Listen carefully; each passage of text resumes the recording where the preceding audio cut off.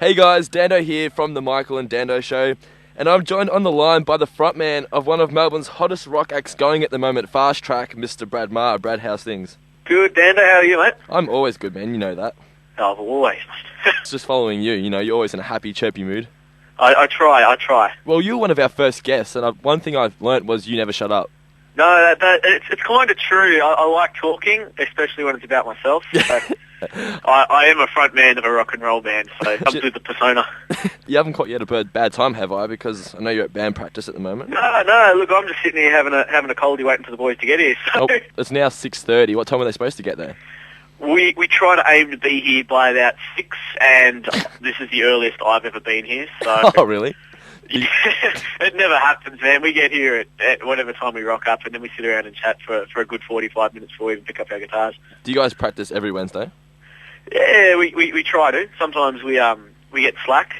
Sometimes we get inspired and have 2 or 3 band practices in the week if we think we're going good. But it's swaps and changes depending on how we feel in the week. Yeah, I've never been in a band, but I'm assuming that like practice would be more joking around and drinking than actual practicing. Yeah. Well, yeah, it's more of a hangout session than an actual serious band rehearsal.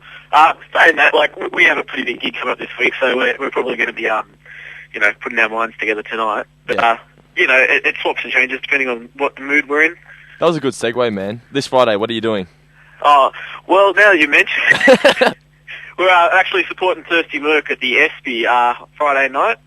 Tickets are still available. There's only a few left, though, from Polyester Records, OzTix, or the ESPY. How much are they going for, tickets? I think they're $28. I think they are. That's all right. I'd pay that just to see you guys. Oh, thanks, Dan. Yeah, no, man. Well, look, it's going to be a great show. We're main support, and obviously Thirsty Merc are ahead in the bill. But yeah, I mean, if you can get down there, anyone who's listening, just rock up, and should be tickets still at the door. But if not, if you don't want to risk it, head down to OzTix or Polyester Records and grab some tickets. How did you get involved with Thirsty Merc?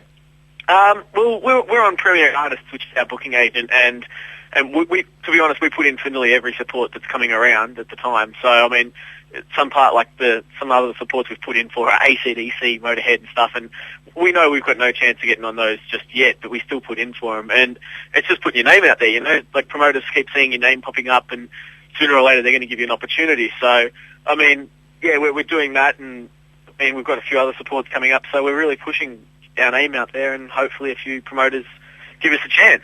I noticed your Facebook's starting to take off. You got more followers than what we do now. Not happy. Well, what I'll do is I'll head up our street team and tell them to add a few of you guys. All right? Oh, do it, man. You better do it. It's just a bit of love for love, Yeah, no, right. What is the Fastrack street team?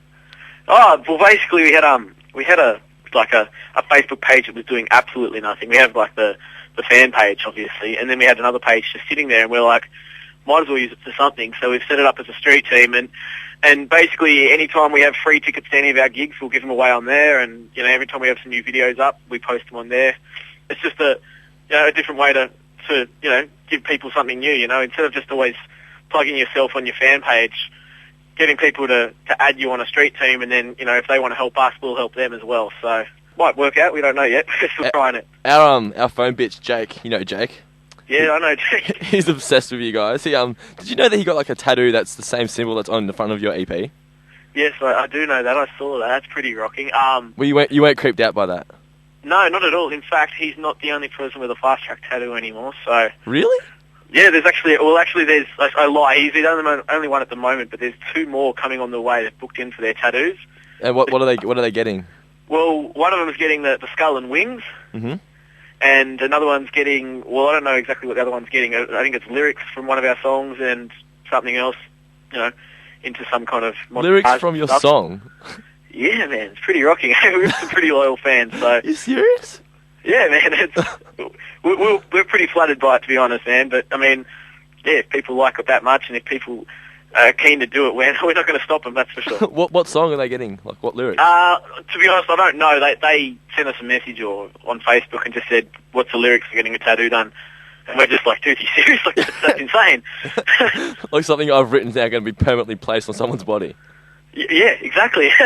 It is flattering, man. But yeah, like as I said, we do have some pretty loyal fans, and we love every single one of them for it. Do you write the songs yourself, or is it Yeah, group effort? I write the lyrics mainly.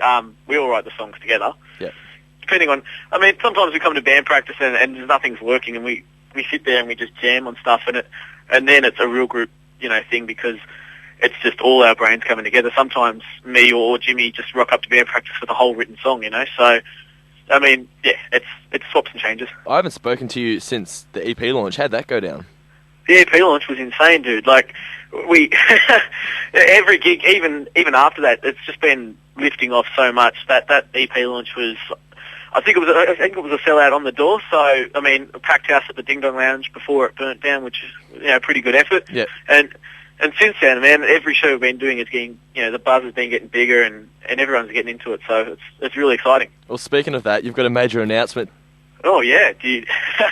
How's this for a exclusive? Yeah. We've been dropping hints, but this is the first time we've said it. But Yeah.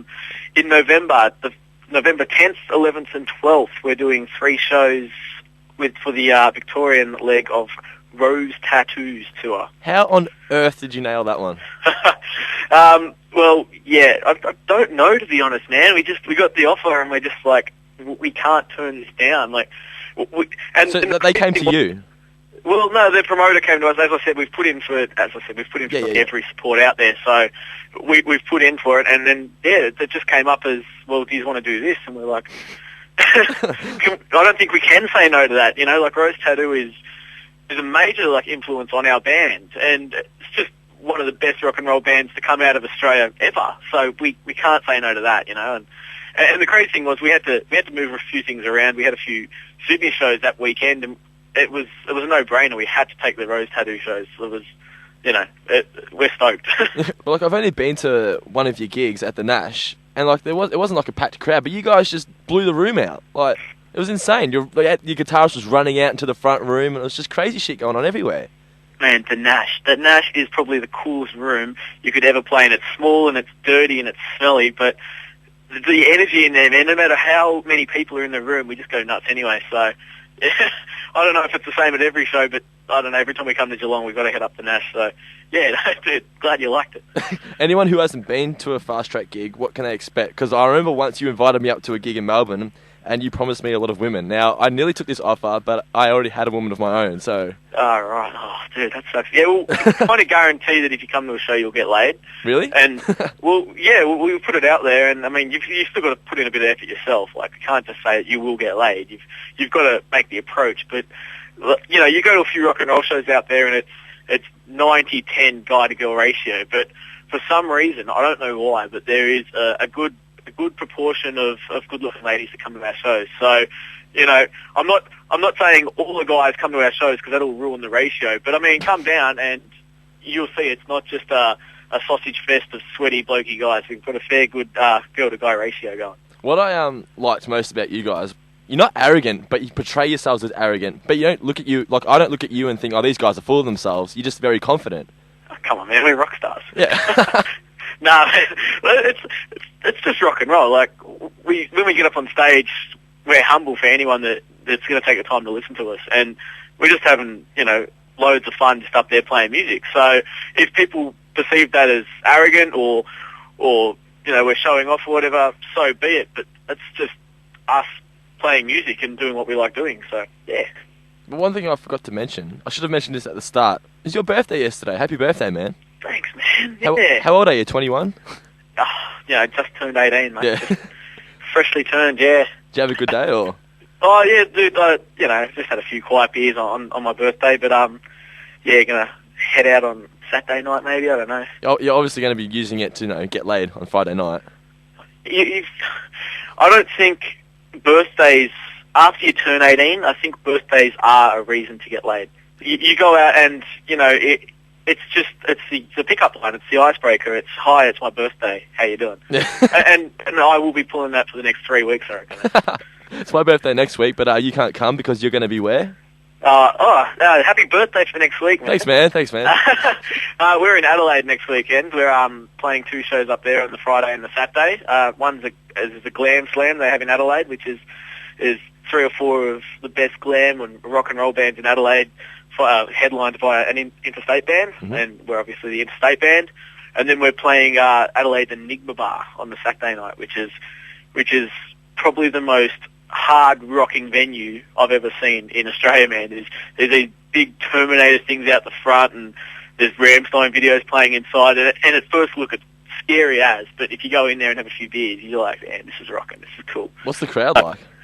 They all have mohawks and leather jackets, and it's a different type of crowd than you usually would find in a usual pub. But yeah, they always like music, so we always like playing it. So that's next Friday, the 2nd and the 3rd of September, yeah? Yeah, Friday, 2nd and 3rd in Adelaide. When can we expect you in Geelong next? Good question, man. We always want to come back to Geelong. It's just every time we try to organise something else comes up. But that's what everyone says about coming to Geelong. Mark my words, man, I'm coming back to Geelong regardless of, what happens. We're coming back before the end of the year for sure. We've been trying to organise something either at the Nash or the Bend at Elbow. We always like playing there and stuff. But, as I said, every time we go to organise something that's out of Melbourne, something else comes up and it throws our plans. But, yeah, as I said, we love Geelong. It's our second home, really. What's this, I saw on Facebook, this House of Rock thing? I don't understand it. House of Rock's a new rock club in Melbourne, and basically it's a lot of rock DJs and, nostalgic 80s and 90s heavy metal and stuff like that, and it's a lot of just DJs, but they also have bands on at the start of the night, and basically it's just a reason to get drunk and hang out with some cool people. Yeah. It's a really cool pub, and it's at the Palace Theatre, which is a massive venue. I mean, that's where the Living End's playing, and Slash played there earlier in the year. It's a huge venue, and it's a huge stage. So any rock bands that play there are on a stage bigger than what most of them have ever played on before. So we played there a couple of weeks ago, and it's a blast, man. It's just this room full of people that like rock and roll music, so you can't go wrong. In all honesty, what's your favourite venue to play at? Probably, to be honest, man, I like the Espy just because it's the Espy. You know, it's every night you go to the Espy, you're going to have a good time. Everyone knows regardless of what room you're in. Like, always like going to the Espy, but there's every venue has its quirks and it's good and bad. So I mean, I like playing, and wherever you put me, if there's a stage and there's a PA, I'll play there and I'll enjoy it. You guys got any new stuff or?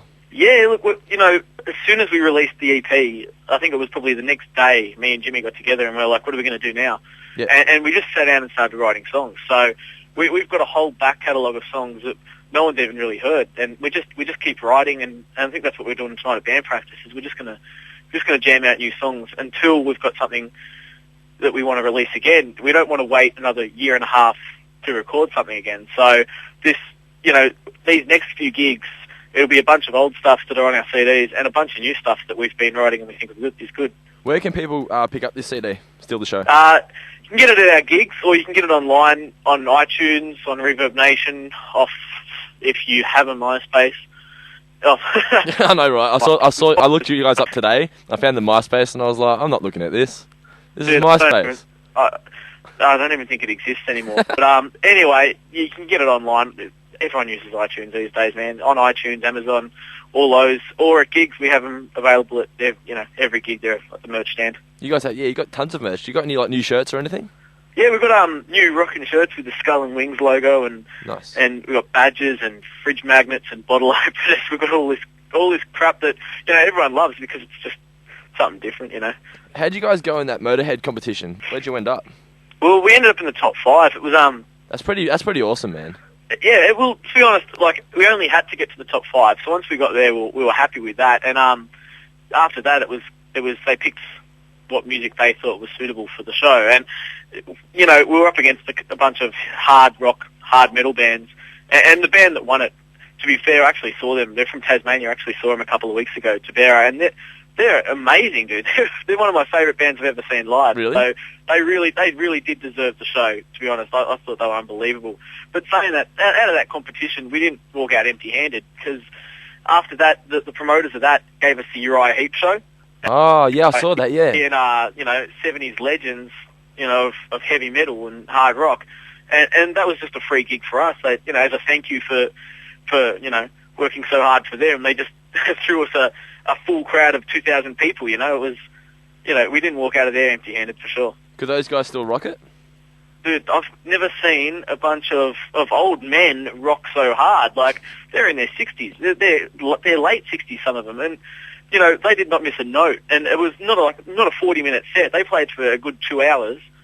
And, you know, they walked off stage and we, you know, saw them in the back room afterwards, and they weren't out of breath at all, man. They were having pizzas and having beers and ready to go again the next night. And I'm like, that's unbelievable. Like, to be that old and that good still, like, Jesus, they're doing good for themselves. You'd have to say this year has probably been the most successful year for the band, don't you reckon?